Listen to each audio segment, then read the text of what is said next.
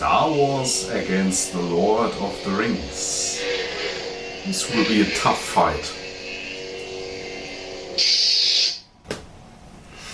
Yes, what a tough battle. This will be Star Wars against the Lord of the Rings, by far my two most beloved movies.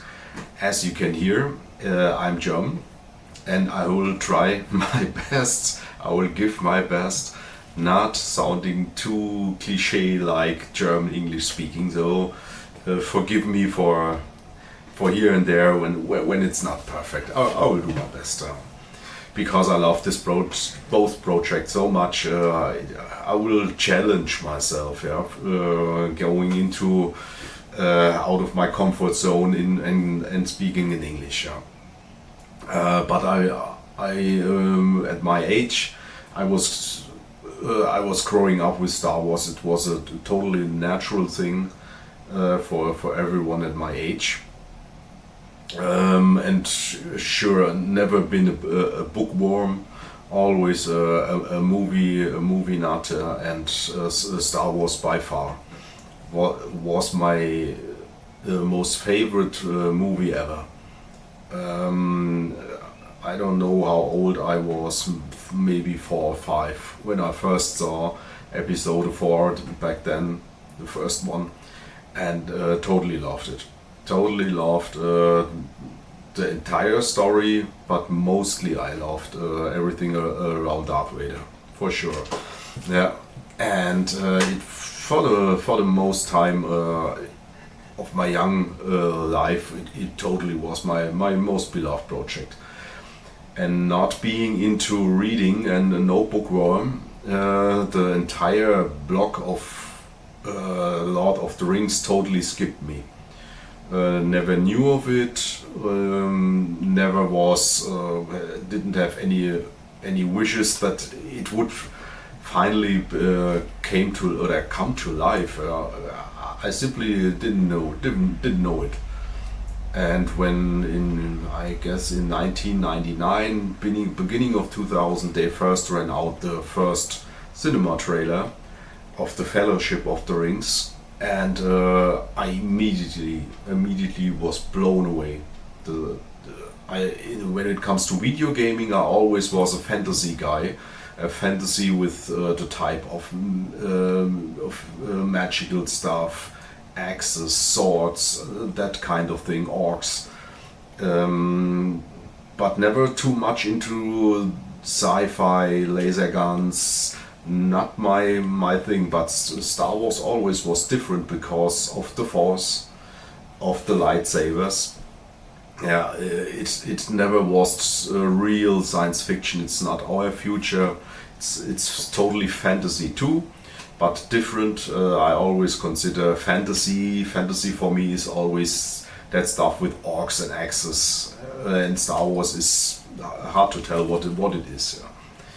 And as I said, I saw the first trailer, and being into that type of genre, I immediately was hooked. I couldn't wait till the first movie arrived at the cinema, and boy was I blown away. Yeah, even with the trailer, I sensed, oh, there is a force against Star Wars there. There is an opponent.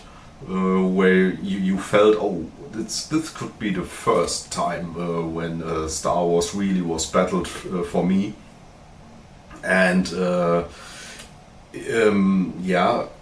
it was even better. Lord of the Rings was even better as I did expect from the trailer. The Fellowship of the Rings totally delivered. Totally loved it. Yeah, and it kept growing with part 2, with the two towers. But I think that the brilliance of Two Towers finally came with the director's cut, where some characters like Faramir or even Boromir simply were better explained. The story made more sense. The 30-40 minutes more totally helped the Two Towers, where the Return of the King even worked at the cinema totally for me, and even the director's cut again made this project better as it already was at the cinema. And the total length of all three movies is much longer than what Star Wars has to offer. Sure, both with that length of the entire movies together, they are able to tell a story much more deeper, wider, with more filled up, great characters. And so Lord of the Rings had everything that Star Wars had too on its side, and had even more screen time at that time than much more money, a huge project it got. And just like Star Wars, they finally ended up doing a prequel. And like in Star Wars, they didn't make the entire project much better for me. The Hobbit, not quite as bad as the Star Wars prequels to me.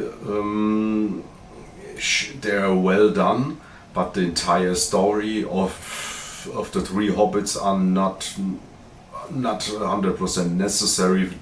Knowing going into the Lord of the Rings can really stand very good on its own without the Hobbit. But what we got more with the Hobbit, to me, sure was the Thranduil, the father of Legolas. That was a huge adding to that universe. And Smaug really looked amazing, sounded amazing. I always switch to the English track on my Blu-ray or the 4K version when Smaug arrives. The rest is really well done in German, but the Smaug simply is amazing with Cumberbatch as his speaker. I wouldn't want to miss Smaug and Thranduil, or Eichenschild, or Oakenshield. Oakenshield, also a brilliant actor and a brilliant character. So I wouldn't want to miss what they added, but it was not by far not better as what Peter Jackson did before with the Lord of the Rings. That was done nearly in perfection. And in Star Wars it's a different thing. To me they are way more modernly done, but they are looking terrible. Most of the time they are looking terrible to me. George Lucas, with more money, did achieve way less as when he had to be with less money creative. It's totally not in favor of him simply putting in a digital figure or running everything against the green screen. It did hurt the entire feeling, the atmosphere of Star Wars to me. Episode 1 and 2, there's nothing much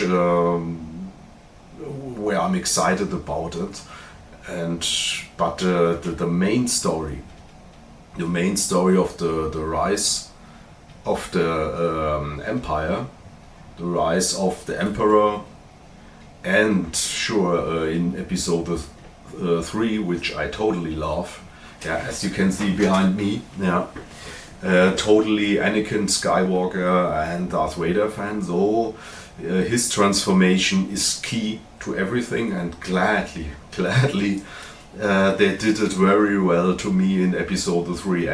Hayden Christensen did work very well for me in episode 3.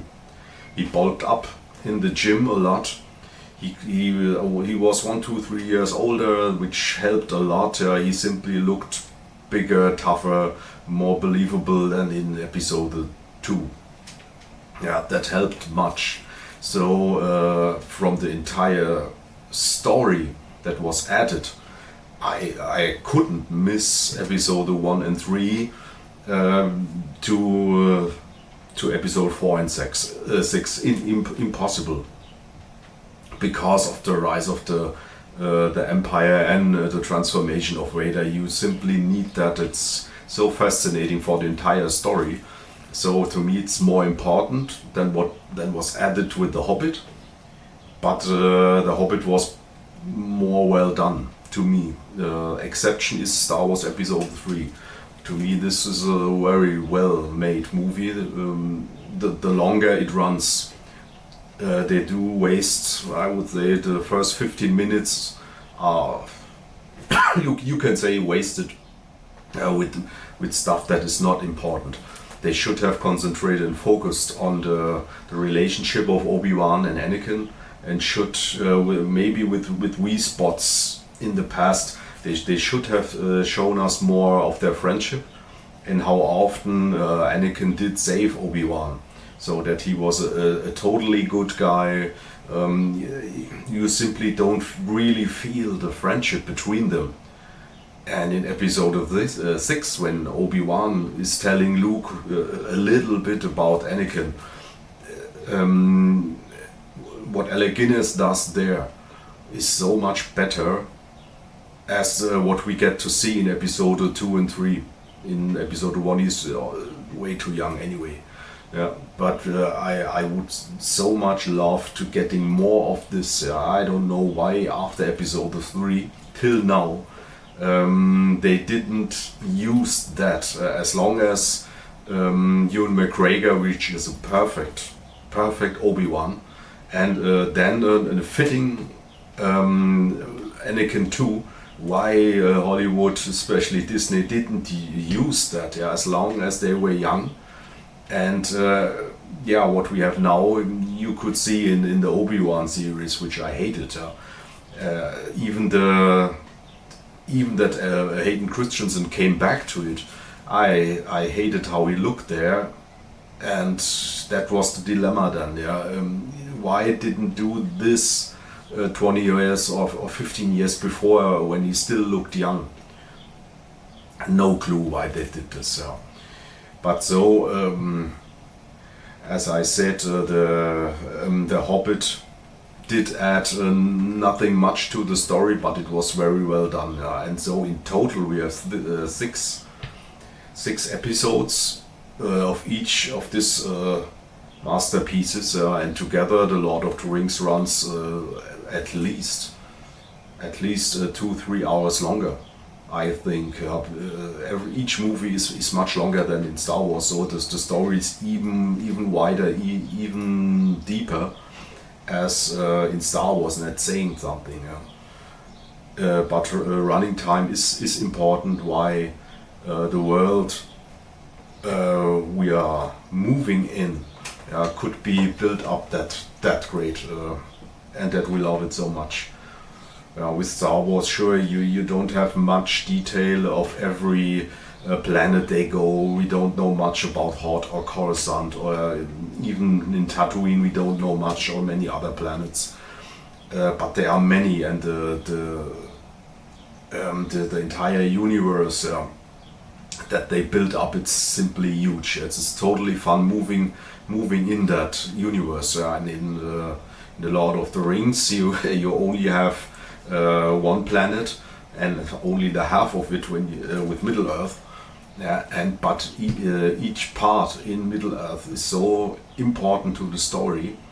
That's different to Star Wars. It's totally important to know where they are starting, where they have to go through, where they want to go. Each area of Middle Earth is so well explained. It's so much fun. The better you know the story, the more fun it is.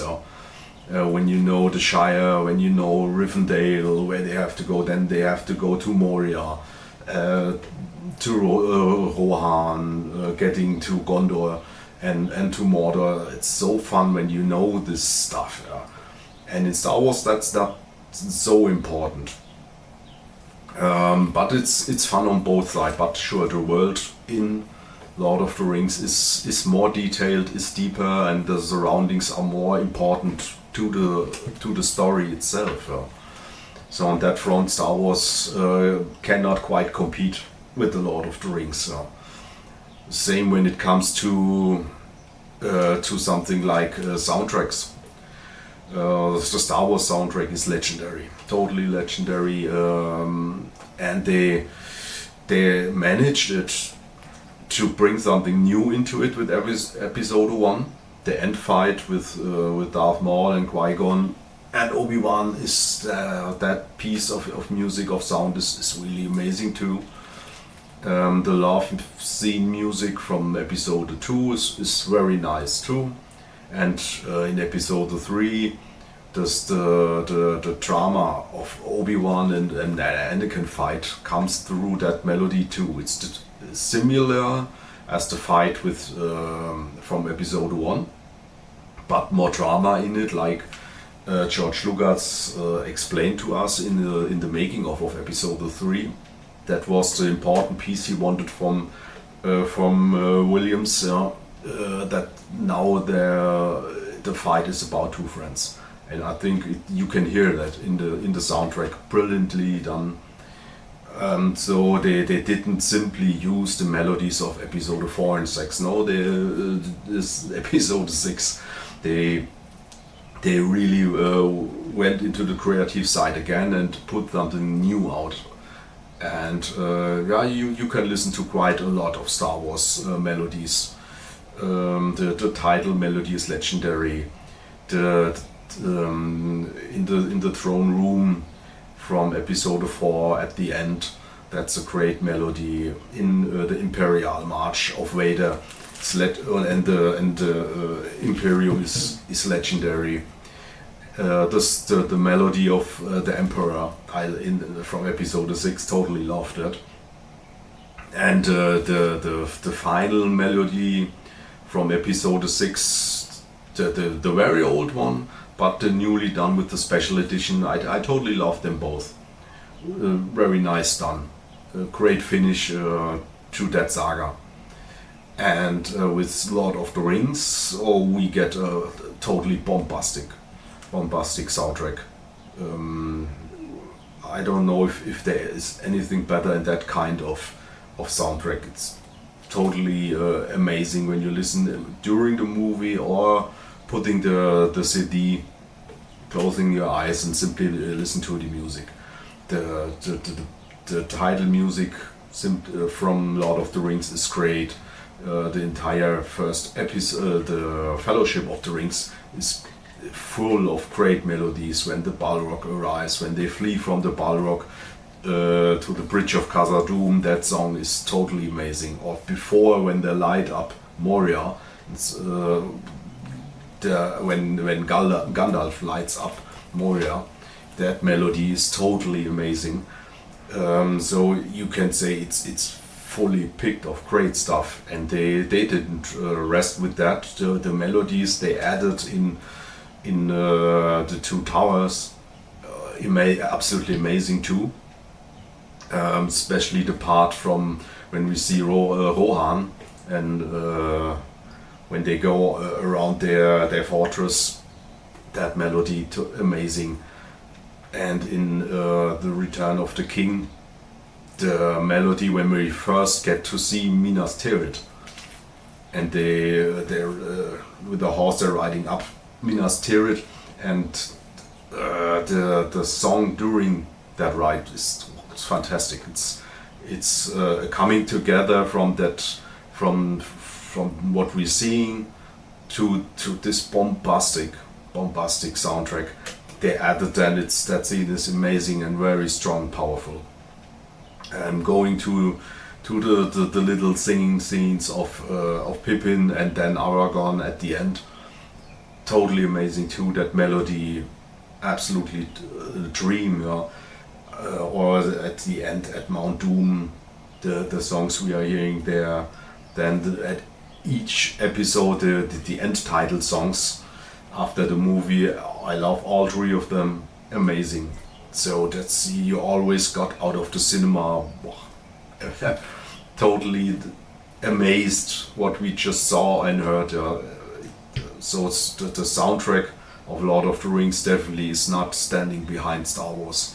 Definitely not. Star Wars is legendary, but Lord of the Rings is really bombastic too. Absolutely amazing. yeah, the stuff they, they did with the CGI. Sure, you can tell Star Wars 4 to 6 are at times before the CGI stuff arrives, so they look naturally very plastic, very natural. But sure, they were limited with what they could do without CGI. But till today, I love Star Wars 4 to 6. Rare scenes where I would hope, oh, that should be done in a more modern way. You know, I think it's really aged very well.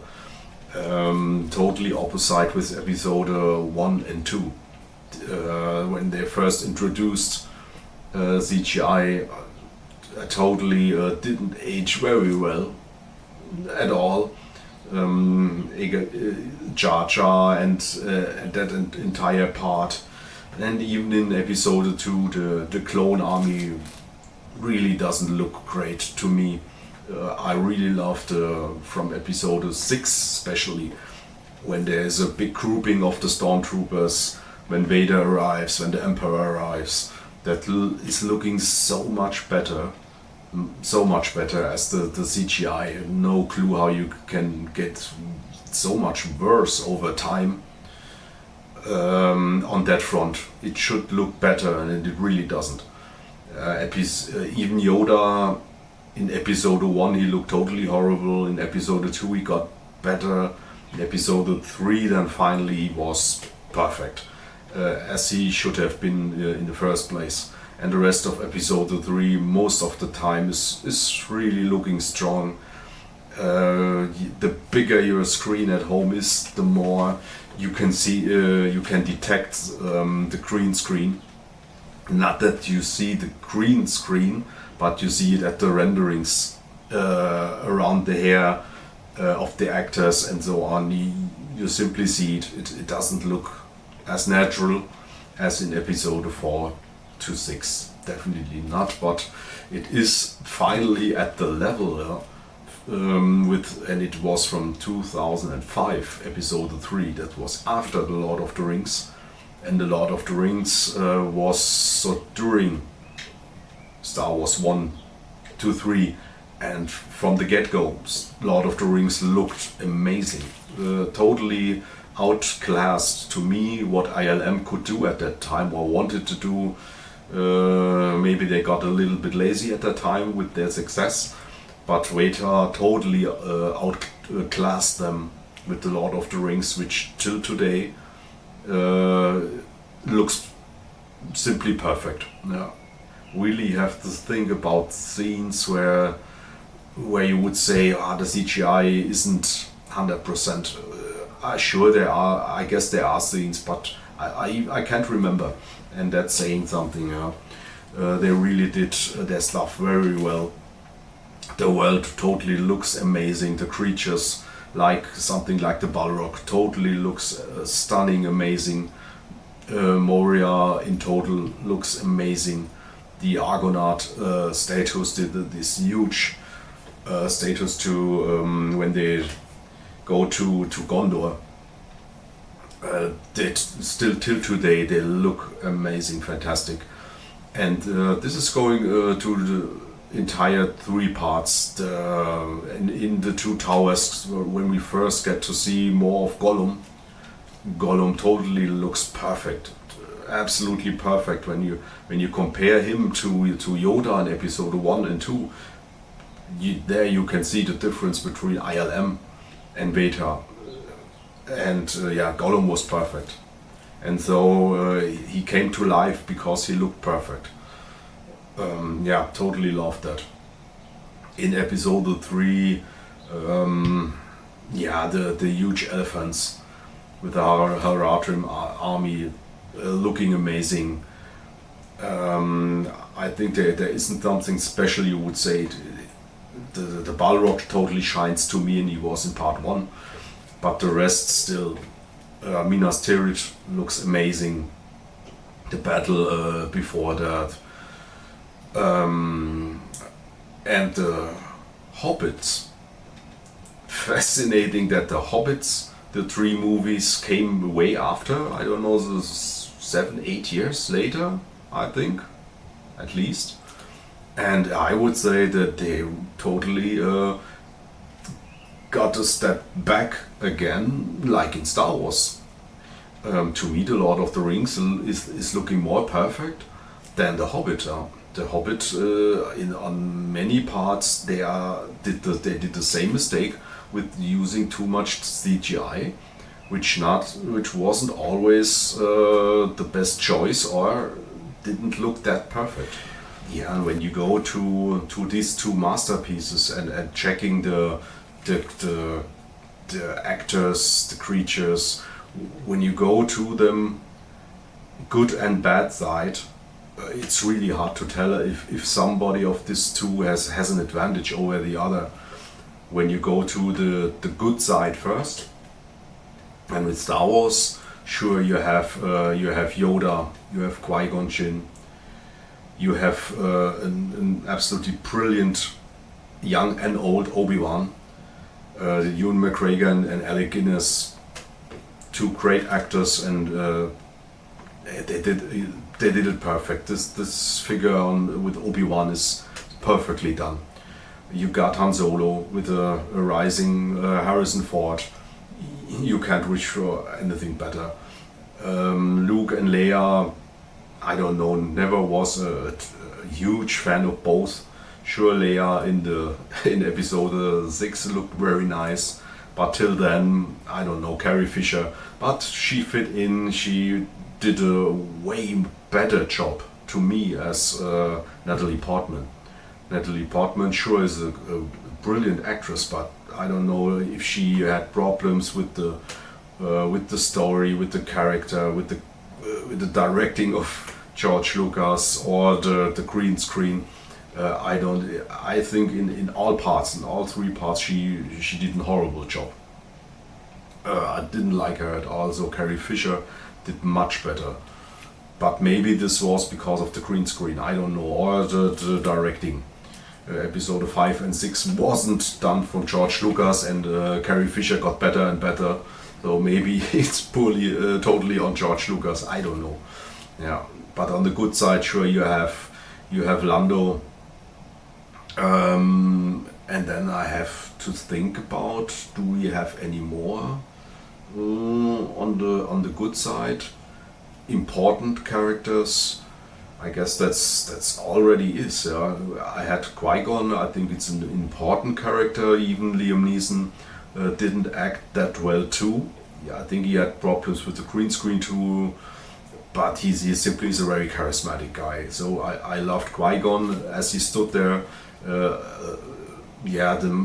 Samuel L. Jackson as Master Windu. I don't know if he really fitted in. I totally love Samuel L. Jackson in everything Quentin Tarantino does, but in Star Wars, I don't know, he didn't fit as well for me, and the figure selbst wasn't extremely well explained too.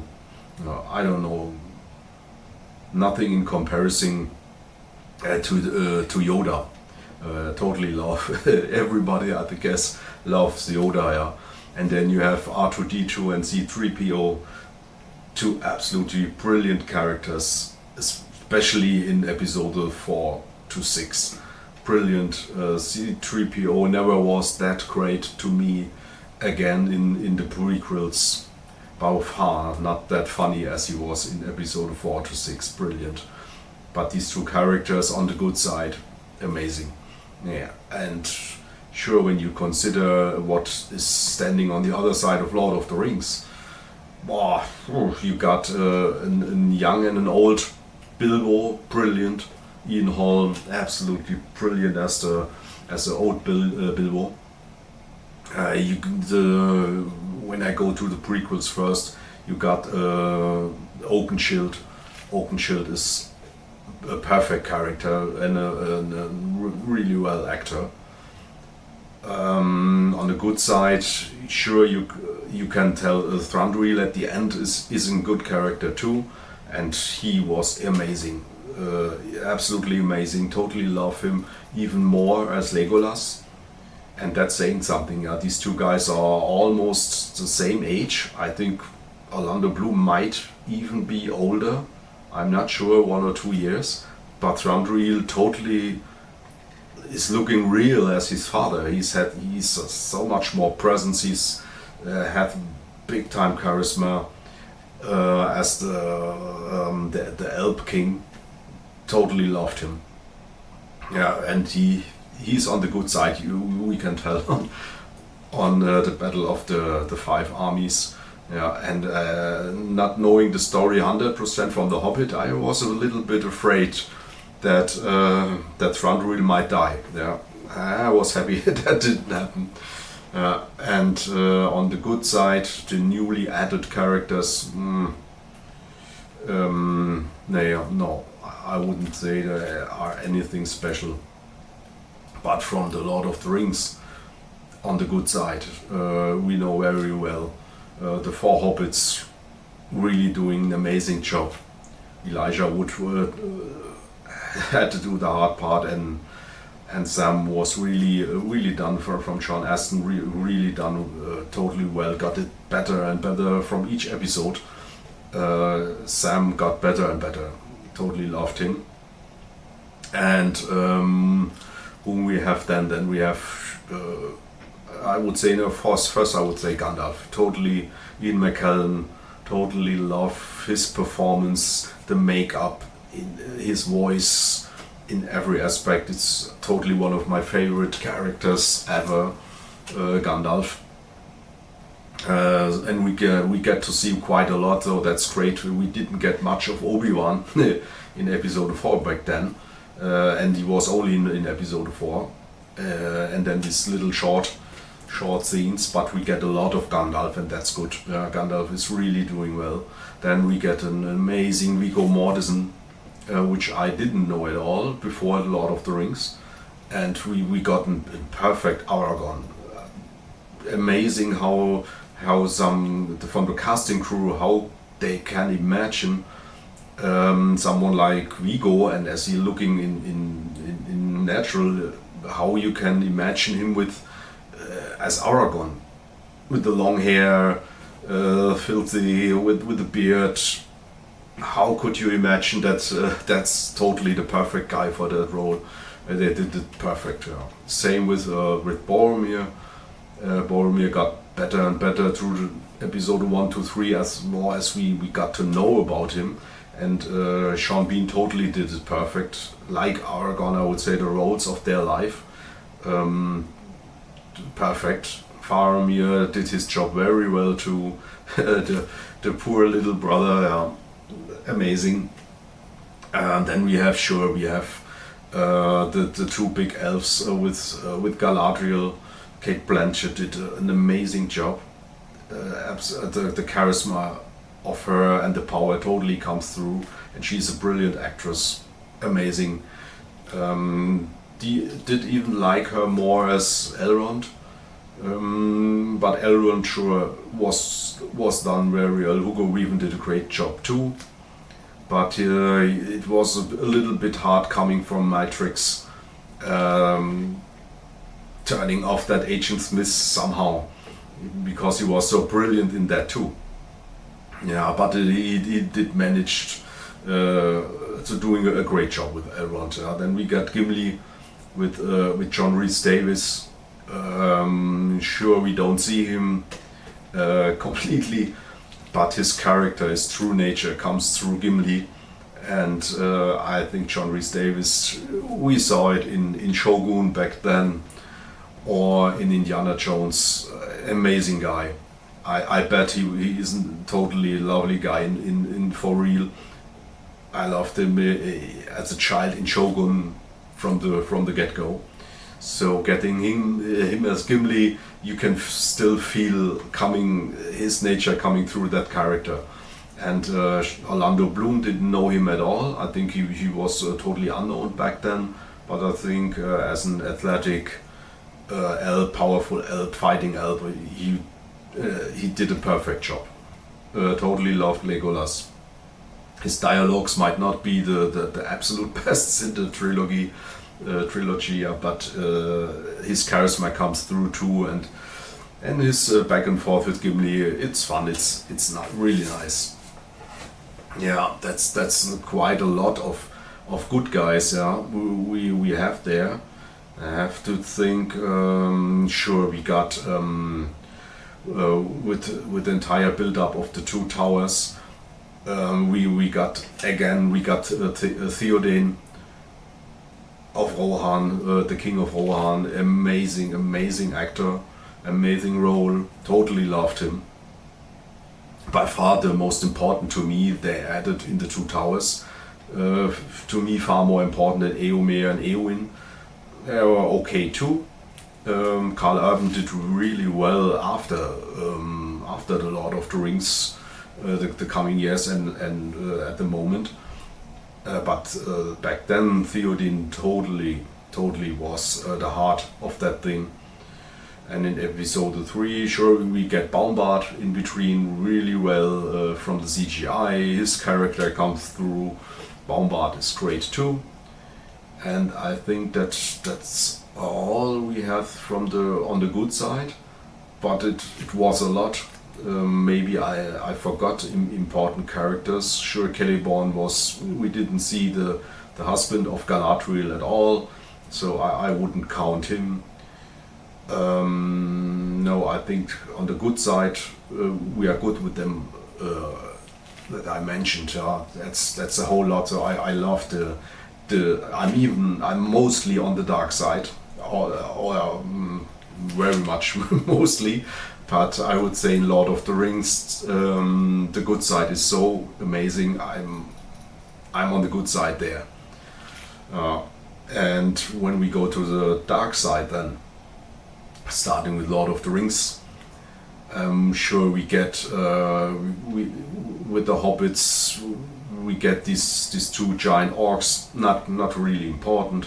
They needed something new, which they can fight with. Okay, he looked quite well, but sure, Smaug was the big adding, amazing done. From the CGI, from his voice, that entire character comes really greatly through. He was a great adding. I totally love him. Who was added to the Necromancer was done really well, which turned out in the end it was Sauron, which was I would say to me, with Smaug, the highlight of these three Hobbit parts was when Gandalf was captured. And it turned out from the opponent is already Sauron. That was really done very well. Yeah. Then on the dark side, or on the evil side, we have an amazing Christopher Lee as Saruman. Totally love him. Way more as Count Dooku in Star Wars. I would say that his heart did lie with the Lord of the Rings way more. He was a long time fan. He always in the making ofs mentioned stuff like how something was pronounced or should have been pronounced. Things like Isengard and Isengard, Gandalf and Gandalf. Love him, totally love him. He's a character too. When I watch The Lord of the Rings in German, because it's really amazing what they did in the synchro, totally amazing. But Christopher Lee is one where you like to switch shortly to the English track because of his voice. Christopher Lee totally is amazing. So with Saruman we really have an amazing villain there. On the Battle of the Five Armies, I think there wasn't a big adding on with villains, not very special. But when we go to Lord of the Rings, then again, sure we get to see it at the first battle. We get to see for a short time. We get to see Sauron, totally looking amazing. The work they did with his outfit, amazing. Yeah, when he enters the battle arena and he's destroying everything, it's in front of him. The helmet of him totally looked amazing. Yeah, totally love him. So that was a big adding, but sadly we don't get to see him very much coming from the story. So that little the fortress we see with the eye with Barad-dûr. Yeah, sure. That's a different thing as when you have a moving character in the story. So that we got lucky. We get a little bit other guys. Sure, the big orc from the Fellowship of the Ring Lords is looking amazing, but yeah, he gets killed quite easily at the end. Nothing special, but in the middle of the Fellowship of the Rings we get the Balrog. That's totally amazing. That big, the troll is big time fun too, but the Balrog from of Morgoth that they mentioned Morgoth was, as a Lord of the Rings fan, was amazing. Sadly, we didn't get to know more informations about the Balrog and Morgoth, but what we got will forever be in the hearts of the movie fans. It looked so amazing. That Balrog from the CGI and everything, how they imagined him. John Howe and Alan Lee, I think, were the two for the creative side, and yeah, they did a perfect job with the Balrog. Yeah, and then we get the ring race. I think they are called in English. Sadly, when we see them at the first time with the music, totally well done, very scary. But when they first get confronted with Aragorn and he's getting rid of them so easily, or felt easily, I think that totally hurt the story around them, and you didn't fear them as much by far after that. And you don't do that to your main villains when the big gun can't get to the battlefront, and you only have these biggest servants, and you beat them up too fast. I don't think that was done really well. That's the main problem that is going through the Lord of the Rings again and again, how they handle their villains.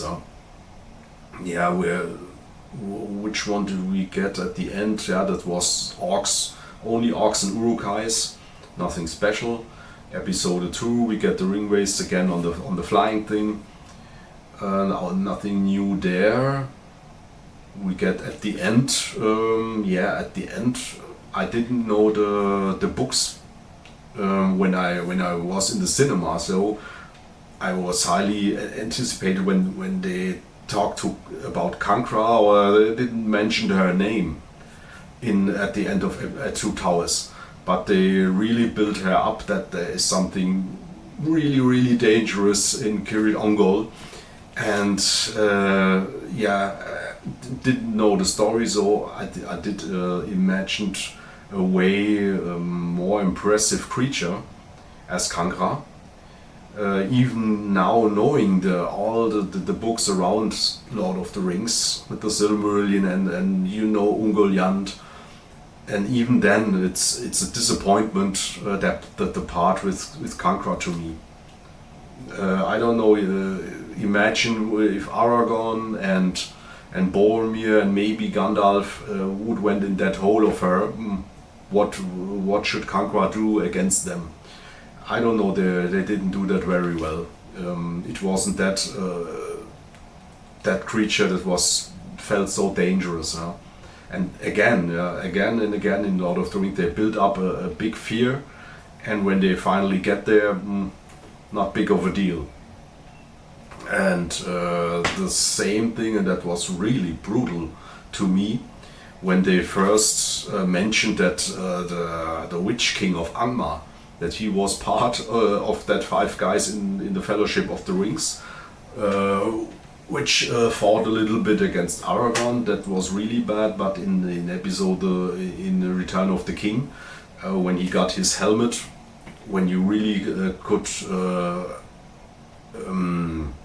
when you really could tell him apart from the other ring race. That he looked amazing. The design they did with the Witch King, with the helmet, he really looked amazing. And how Gandalf did talk about him. Not knowing the books at that time, you finally thought, oh, okay, finally we have a real big gun on the evil side. And when he arrived in Minas Tirith, even that was not in the books, and in the cinema it also wasn't there. It wasn't the director's cut, in the extended cut. When Gandalf fought the Witch King, even that was not in the books. To me, that scene was amazing. It was needed, that you have a big opponent, that it makes sense that the good guys, are scared. And we didn't get to see that at all till then. You got a huge army, but not one guy.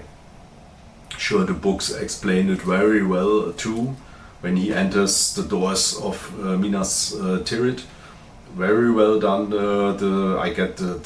That's the part that the movie's missing. In the books, they're describing it very well. That when he enters the battlefield, that everyone stood still and everybody was scared. The orcs and the good guys. That would be a great scene, but I think they did it really well. That he wasn't scared of Gandalf. That he broke his stick. Maybe doesn't make much sense from the entire story. But again, it made him a little bit that he had more fear of that guy. And how do you, 5 minutes later, he's gone. Not very spectacular how he ends up. Again, one of the problems from Lord of the Rings to me. He looked amazing, he was introduced amazing, and then he was finished and wasted to me. And after that, we on the bad side, we totally have nothing more. You don't see the ring race again. And then we get this huge army on the doors of Mordor, and Sauron's mouth was he totally looked amazing again. How he did his mouth and the helmet too. But again too, he was quickly done. And then we don't have anything anymore except of Sauron who can do anything. When you see that you would say, okay, that part is really weak in Lord of the Rings. It is, but on the other hand, the strong side is the greed for the ring. That is really done very well. That, so to say, nobody can take this ring, bring it to Barad-dûr in Mount Doom, and put it in the Vulcan because of the greed of the ring. I think they did that very well, that even Frodo at the end is triggered by the ring and doesn't want to give it away anymore. And then we got the creature between the good and the bad with Gollum, which is done perfectly, and his greed is really coming great through at the end, and that he is the final figure who ends the reign of Sauron because of his greed, and that he accidentally is falling in the lava, and destroying the ring. It is another way doing that with the bad guys and with evil, and it is this way. I love that version too, but when I go to the evil side, the dark side from Star Wars, and we get on that front, we get Darth Maul, who looked really great, but in total not that much of an important character. Count Dooku, more important character, amazing actor, but in the end not that important too, sadly, because they didn't show much more. There was more material that Count Dooku was the greatest lightsaber fighter in the galaxy, and nobody can beat him, touch him. They show it a little bit that he isn't scared at all, even in episode 3. when he had to face Obi-Wan and Anakin again alone against these two, and he's still not afraid. That shows that's a really powerful character, but the work from George Lucas of the direction is not perfect at the time. I don't think the audience at the masses really realize what is happening there. That's a really important scene when Anakin alone is crushing Count Dooku in the end. In the book it's well explained, yeah, that with the sheer power of Anakin and the Force, how he can hit with the lightsaber, that really the angles of Count Dooku is giving away the longer the fight is going, and Anakin is the new strong guy. They didn't show that at all in Episode 3, so Count Dooku isn't that important, sadly. General Grievous, technically perfectly done. He looks amazing, the voice is amazing, the character is not bad too, but we don't get to see anything about his past, so only the bookworms know more about him and might love him a little bit more, but Obi-Wan kills him quite fast too, and he's gone. That's the main villains from the prequels. Sure, the Palpatine gets introduced more, but I never liked that version too. As much as I like the Emperor, I didn't like Palpatine in these three parts. The politician, and even that he's fighting with the lightsaber. Never liked that version. Same with Yoda. Didn't like that he had to pull up a lightsaber. Doesn't fit to me, to these two. And then that the Emperor is losing to Master Windu. Even if he's acting in losing, so that Anakin can see exactly at that moment. I didn't like that version, that the Emperor was lying there helpless. It's not fitting to the Emperor we see in Episode 6. But still, it's the build-up of one of the greatest villains ever. Yeah, and then we go to Episode 4. Sure, we get with Lord Vader, we get to me the greatest villain at all. My absolute favorite guy from the entire story now, from Anakin to Vader, and then to Anakin back, and how he was designed. Totally loved that guy. Since I was a child, I always was on his side. Totally remember at the end of Episode 6, when Luke is finally beating him, that at the child I always looked away or skipped that part.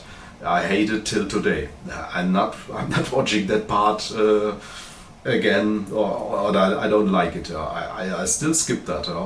Totally hate it. But what comes after that, it's then the heart of the story.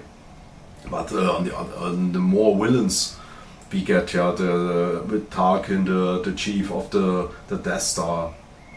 Totally looks, he's great in Episode 4, great actor, sure.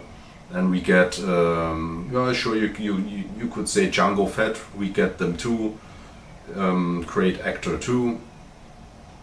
But I think he never was that great as we felt Boba Fett was. Back then, Boba Fett was really well designed, great done. We don't get to see much of him, but that what we got to see, people love him till today. Jabba was really done cool. So there's a lot on the dark side there. And sure, we get the Emperor in Episode 6. He is amazing. Together with the soundtrack they introduced when we get to see the Emperor. And I would say he, together with Vader, there's nothing on the Lord of the Rings side which can compete to me. The Sauron and the Witch King are not comparable. From story-wise, they are not meant to be comparable.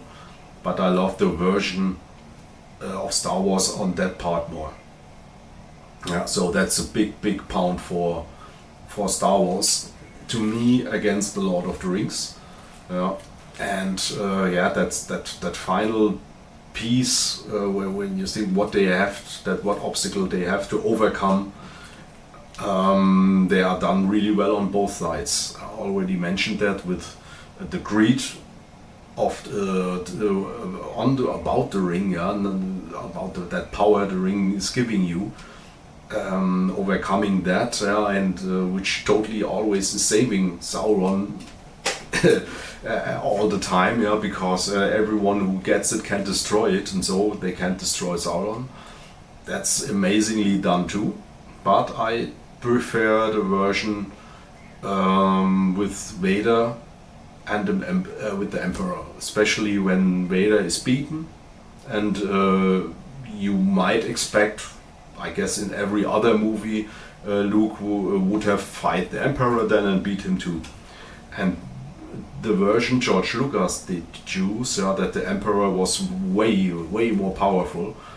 I love that. I totally love that when he's standing there, the old man with his hands, and then giving the lights. Amazing. The music then when he walks the stairs down, and totally is crushing Luke. Yeah, and that everything would be lost then. With the big turning point of that entire saga and why it's amazing till today, and that's it's the turnaround from Vader, yeah, with the love to his son, which is still sitting in him, which Luke did fell all the time, and was I guess sure that in the end his father might turn, yeah, or will turn, and he was right then, yeah. That finish then, when Vader kills the Emperor, is the best I've ever seen in cinema. And though when you think at the end, what really is the stronger of the two masterpieces? I would say the end of Star Wars I like more, but on the other hand, the sheer size, the amount, and how well it was done with the Lord of the Rings, and the ending isn't bad either. That Greed with the Ring is great, but the entire the ceremony when Aragorn is getting crowned as the king, the song he sings, when he knees down to the hobbits, that entire part, it's such a great story and so well done. You simply can't say what is better. I would say that one piece, which is important to me, that Vader, Anakin, Luke, Emperor part is so important that Star Wars is still capable competing with the Lord of the Rings. I have to say it that way. Lord of the Rings is such a masterpiece where you would say Star Wars can't compete anymore. But that little thing and how the evil side was built up, that helps Star Wars to me, that it's a draw to me. Yeah, I love them both, and like with two childs, you simply cannot say I love this one more. And I did some videos in German, where I first said at the end, in the first cut, it's Star Wars, and then I was totally unhappy because no, you don't do Lord of the Rings justice. Then the second part, then okay, Lord of the Rings is the best. Then no, you can't do that either. That thing with Anakin, your most precious figure in both of these masterpieces, to me is Anakin Vader. Plus that the end of episode 6, it's you cannot say Star Wars is not as good as Lord of the Rings. So to me it's a tie, it's a draw. Yeah, I really love them both. And how can you not love Star Wars when you you see this stuff? Or I should put up this one at the end. Yeah. With this great stuff, simply have to love it, yeah. And these great sentences, may the force be with you, it will live forever, Yeah, even what Disney did in the last years to Star Wars, I managed to simply not care, not watch. I never watched episode 7 to 9 in total. I never will. And much of the series, I will skip this as long as I'm sure there are people at work who really love this project and don't want to destroy it, and respect it and respect what George Lucas wanted to tell her. So as long as I don't have the feeling there are people working on that, I'm skipping Star Wars. It doesn't exist to me. And the same with Lord of the Rings. Would never ever watch what Amazon tried to do with their stuff, with the Rings of Power. I would never touch this, and that's, I guess, is saying something when these, as a film nerd, if these are your two most favorite franchises, your masterpieces, and then you are not touching the new stuff, that's is saying something, and I would never touch it. I will keep them in my heart as they are, and I totally love them. Totally made a mistake watching the series of Obi-Wan. They totally almost destroyed Star Wars for me with that. When they beat up Vader at the end, that's what's such a mistake. I cannot imagine how Hayden Christensen and Ewan McGregor, how they don't know that is so wrong doing that. It doesn't make any sense that Vader is losing again as Vader, that Anakin is losing as Vader. It totally destroys the mystique about that guy when he was elevated to Vader, when he loses again. It doesn't make him special again anymore, so I really try to delete this image out of my head, but it's really difficult. Yeah. And I will not even give Rings of Power a minute of my lifetime. Don't let them destroy what is in my heart with the Lord of the Rings and the Hobbit. I will not give them a minute. So, yeah, I would say I will come to an end. It's really hard doing this stuff. You know so much in your head without even thinking, but in another language, not that easy. I hope you enjoyed it a bit, and that the German, my German English didn't totally throw you off, and that it was okay for you. Okay, bye.